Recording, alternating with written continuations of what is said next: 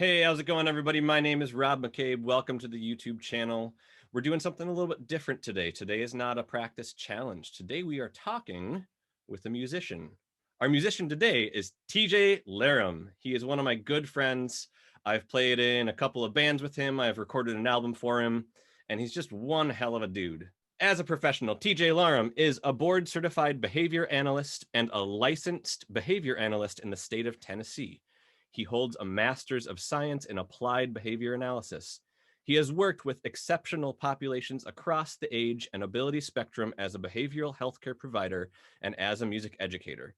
He was awarded Minnesota Percussion Association's Instructor of the Year in 2015 and chartered Minnesota's first drumline serving individuals with intellectual developmental disabilities in 2016. As an artist, TJ is a singer-songwriter and multi-instrumentalist that has performed with many percussion ensembles and local acts over the past 15 years. He has recently released his first full-length album entitled Every Dark Place You Roam. TJ, good to see you, dude. Likewise, pleasure.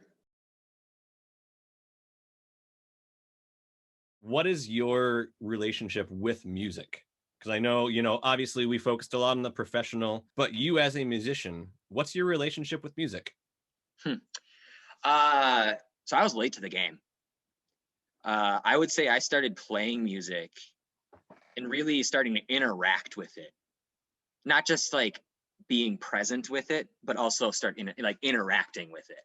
I remember my first musical instrument moment was, I think it was my uncle's guitar was just laying flat on the ground. And I spent a lot of time just doing this. And I was like, nifty, this is cool.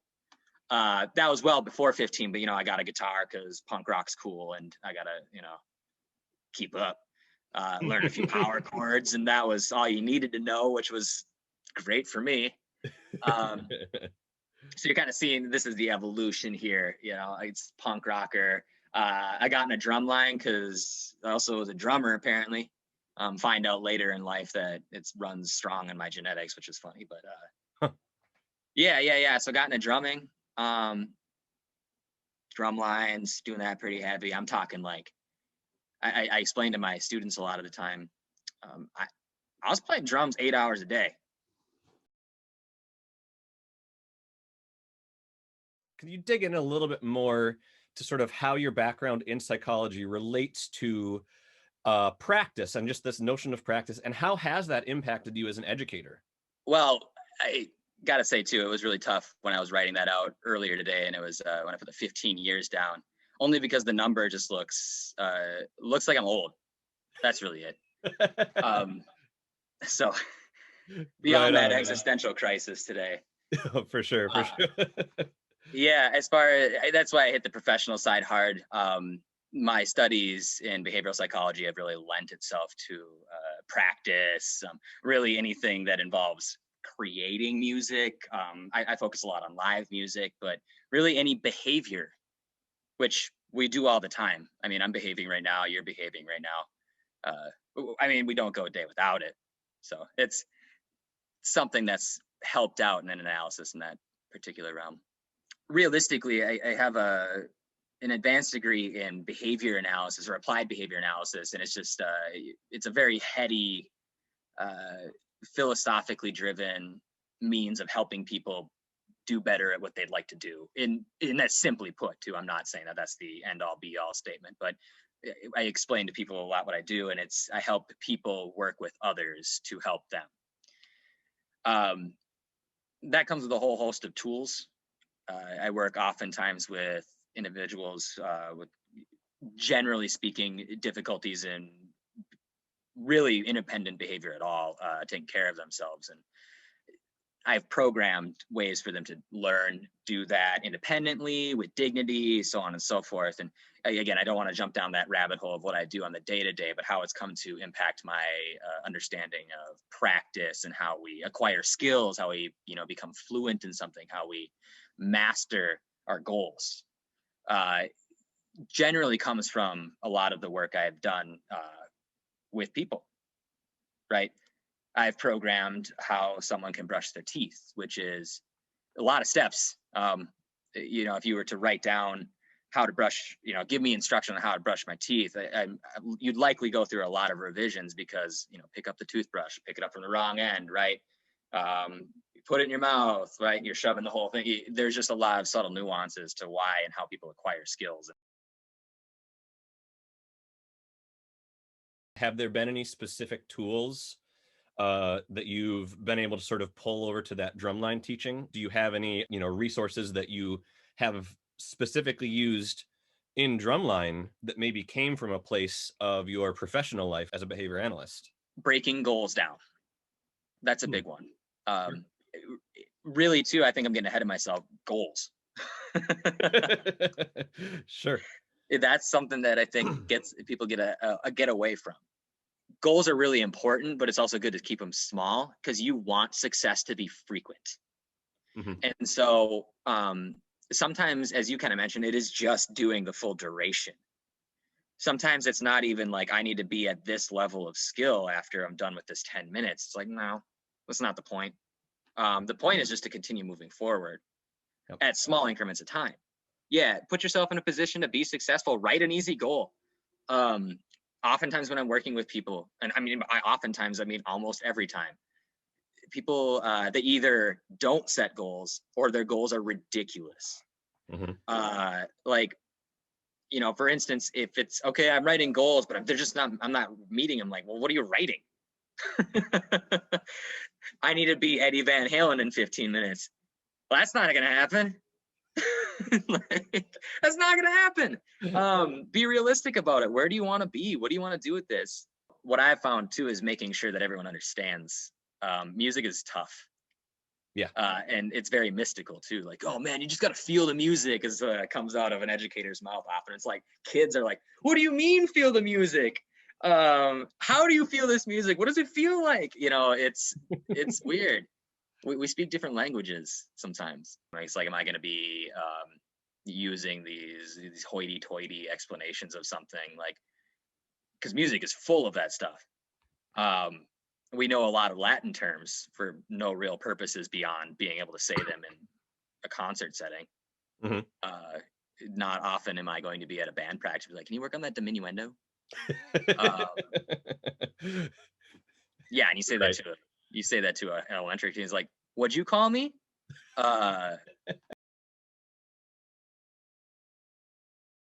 What methods have you found to be effective ways to practice? What has been helpful for practice? Consistency. Consistency is important. You do it 10 minutes, 10 days, right? Yeah, that's already just, it's simple. Taking data is a good thing. And I'm not like taking data, it doesn't have to be the thing, but also being a little conscious of what you're doing. You have taken more data than the 10 by 10, but you're also highlighting it's again 10 minutes a day. 10 minutes is literally less than half of a Netflix show that you probably are mindlessly watching several of. Well, and to add one little piece to that, I would say one of the most important parts of data, at least from a musician standpoint, is just recording yourself. Just tossing. I mean, and we live in an age where that's so easy. You just grab your phone and you go to voice memos, or you hit the camera and you just tap a button and you're recording yourself. And it doesn't need to be high quality. You don't need to have like the whole mic setup and everything like that to be able to listen back and go, oh wow, that's not what I thought I sounded like. I mean, the thing about recording too, and I know you can attest to this, but recording is unforgiving. Yeah, my feelings are still hurt from that one day, man. I'll never forget that. It's humbling, that's for certain. Oh yeah, it very much is. Yep, very much is. I guess that'd be kind of a bit of advice or anything from the realm. Put yourself in positions where you can be humbled often. A metronome, have we not talked about that? I hate it so much, and everyone else does, but you have to play with it. If you want to record, you got to play with a metronome at least. Yep. Sometimes, because if you go in and not playing with a click, and I've done that a few times, going into a recording session with no clicks, and yeah, it's yeah, it's never as good. Yeah. TJ, is there any tools or anything like that in particular that you would be able and willing to show us today? The practice matrix is something that I've had on the plate since like 2012. Um, it's essentially just matrix training. You can search that and you'll find literature on it. But making it particular to music education was something I was doing, back in 2012. And at that point, it was particular to teaching drumline. But what it is it's not a red or blue pill scenario, and I always have that in the preface because when you say the matrix, now it sounds so much more intense. Now it's one word people have trouble with: practice and matrix, which they're like, I've seen that movie. I'm interested.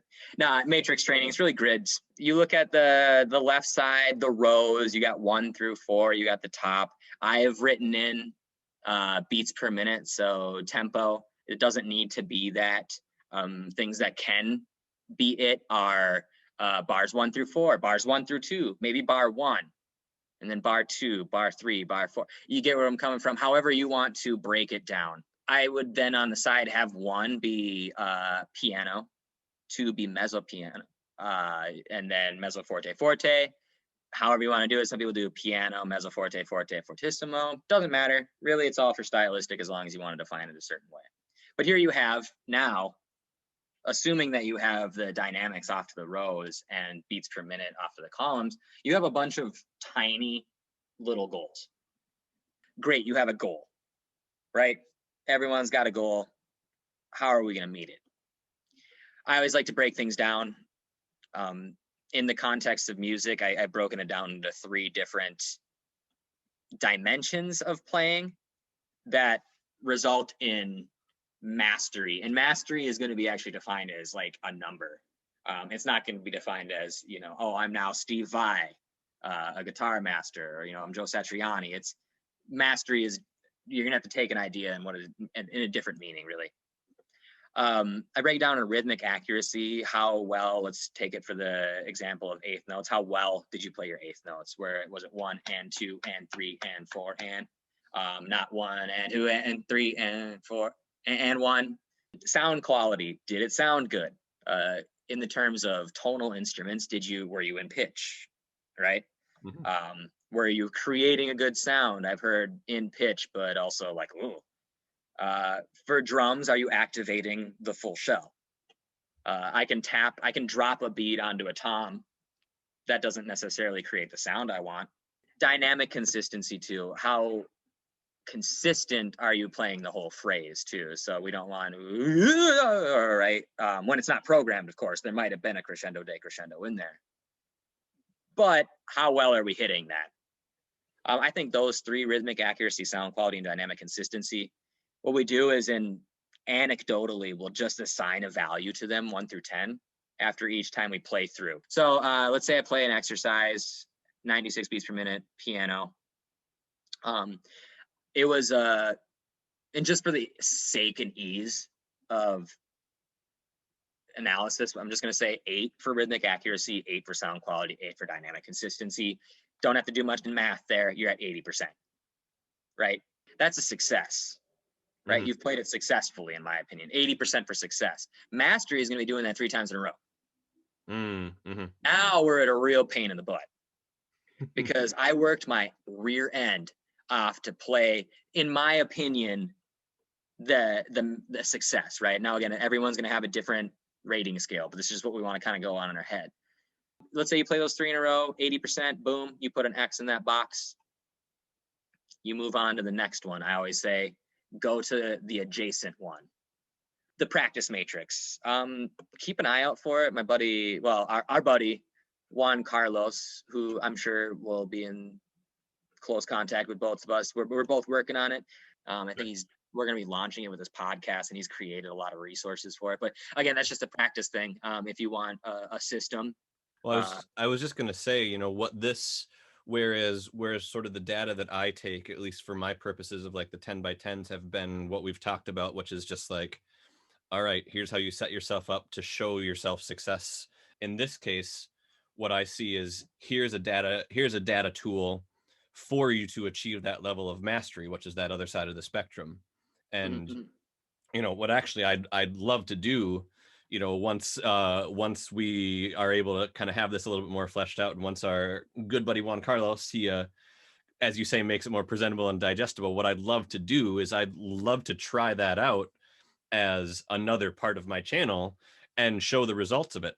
I'd love to sort of show what it looks like to achieve that mastery over the course of some longer practice sessions, and setting it up in a different way than from what I have done so far on the channel. All righty, TJ, is there anything that you would like to plug? I'm doing things. And I do things often. If you would like to see these things, I do. Check out my social media pages, TJ Larum Music at TJ Larum Music. It's not hard to find. I actually have a decently unique name, which is right there, hopefully. Yeah, I just released an album. Rob did all of the recording. It was a lot of people together. I would say 20 artists total, which is pretty neat. Sounds great.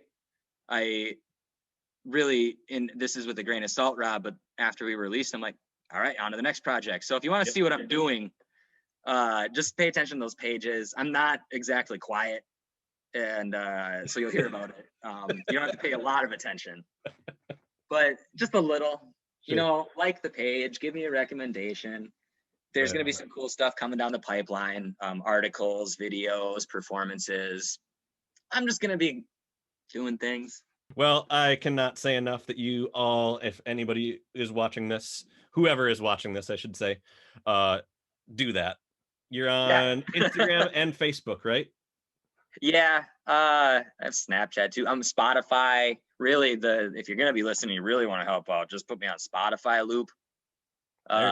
Get me some, get me paid. All right, dude. Well, I really appreciate you being here. Yeah. Always love chatting with you. Likewise. TJ, take care. Peace out. Thanks for everything. Keep it up, man. Absolutely. You too.